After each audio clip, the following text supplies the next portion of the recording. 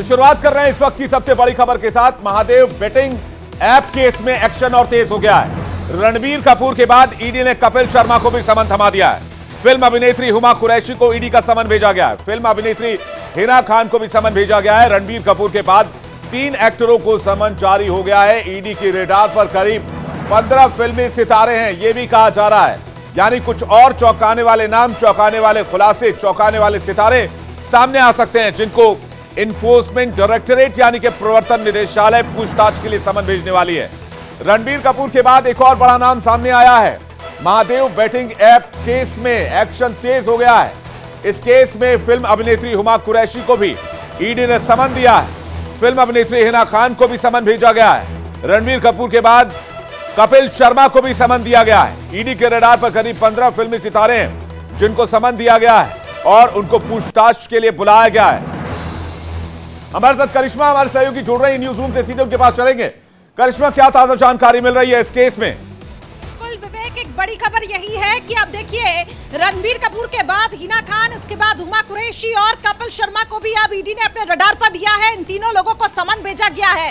दरअसल जिस तरीके से महादेव एप्लीकेशन गेम को लेकर इनके ऊपर ये बात लग रही है कि इन्होंने इस ऐप को भी एंडोर्स किया है और इसके साथ साथ देखिए, जो पार्टी में शामिल हुए थे उन सभी सेलेब्स की अब फहरिस्त तैयार की जा रही है। और खबर तो ये भी है विवेक कि आगे आने वाले समय में कई और ऐसे चेहरे हो सकते हैं जो कि ईडी के रडार पर आएंगे।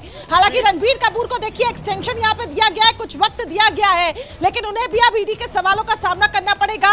लेकिन बड़ी ब्रेकिंग यही है कि हिना खान, कपिल शर्मा, इसके साथ साथ हुमा कुरैशी, लेकिन गौरतलब है कि बीते दिनों जिस तरीके से बॉलीवुड के कई जो नाम निकलकर सामने आए हैं, ऐसे में इनके इंटरनेशनल लिंक्स भी हो सकते हैं। अब इसको लेकर भी ईडी की जो टीम है वो आगे जांच करेगी। तो फिलहाल बड़ी खबर यही है कि करिश्मा, एक आरोप ये भी लगा कि 200 करोड़ की पार्टी हुई थी, जिसमें कई अभिनेताओं को कैश में पेमेंट की गई और उसकी जानकारी कहीं नहीं दी गई थी। बिल्कुल विवेक, और मोटी रकम इनको दी गई है, लेकिन उसको लेकर जो लेन देन हुई है वो कहीं पर भी ऑन पेपर इस चीज को मेंशन नहीं किया गया है। यही एक वजह है कि ईडी की रडार में ये फिलहाल तीनों लोग हैं। लेकिन यही एक वजह है कि ईडी देखिए अभी और कई नाम आगे आने वाले समय में आ सकते हैं, जिनको ईडी रडार पर ले सकती है।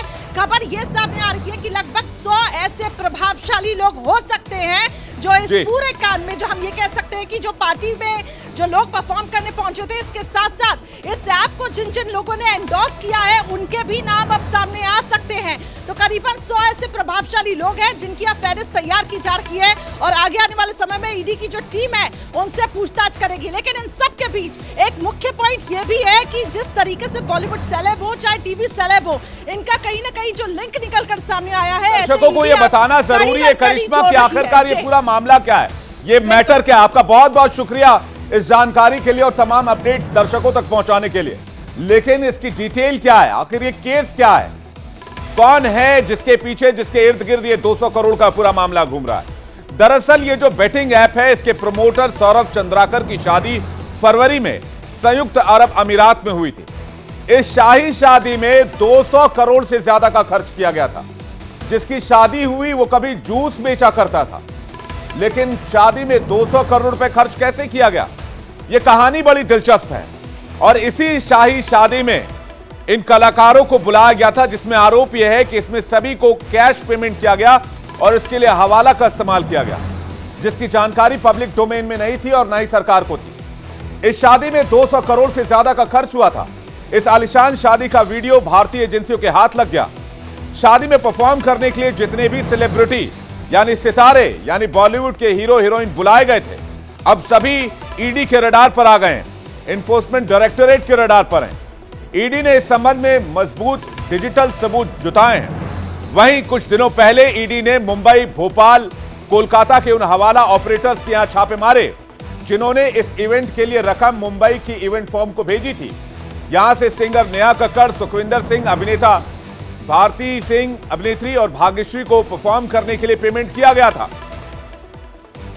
इसी पूरे केस की अब ईडी जांच में जुट गई है और ये नेक्सस बहुत बड़ा हो सकता है।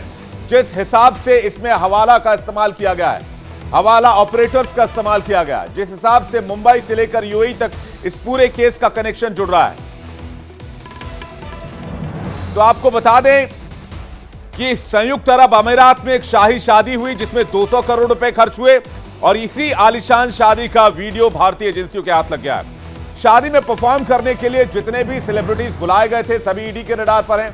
ईडी ने इस संबंध में डिजिटल सबूत जुटाए हैं। कुछ दिनों पहले ईडी ने भोपाल, मुंबई, कोलकाता के उन हवाला ऑपरेटर्स के यहां छापे मारे जिन्होंने इस इवेंट के लिए रकम मुंबई के इवेंट फर्म को भेजी थी।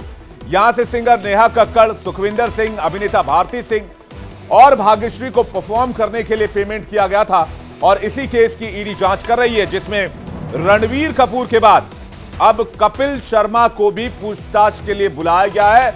और जानकारी तो यहां तक मिल रही है, मैं आपको बता दूं कि इसमें कई और सितारों के नाम हैं जिनको जल्द ही ईडी पूछताछ के लिए